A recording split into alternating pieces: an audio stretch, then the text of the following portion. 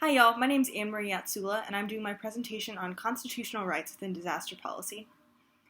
The Constitution and the Bill of Rights are the foundation of individual rights in the United States, and we rely on them in order to provide order and security in our everyday lives. But what about during times of disaster?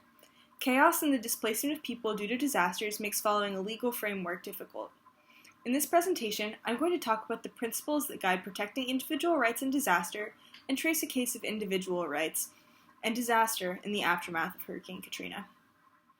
According to the American Bar Association, the professional group that guides our nation's lawyers, there are 12 governing principles that support the preservation of the rule of law during disasters.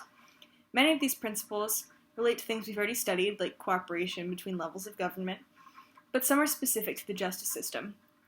One of these principles is, quote, all those involved in the justice system must work collaboratively to assure the ongoing integrity of the system in times of major disaster, end quote.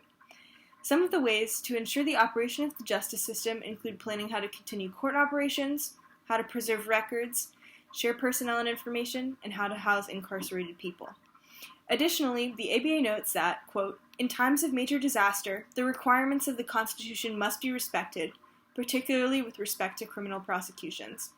The ABA notes that the only time that constitutional protections can be revoked is during a period of martial law, which is a state in which government operations are suspended and the military serves as the government.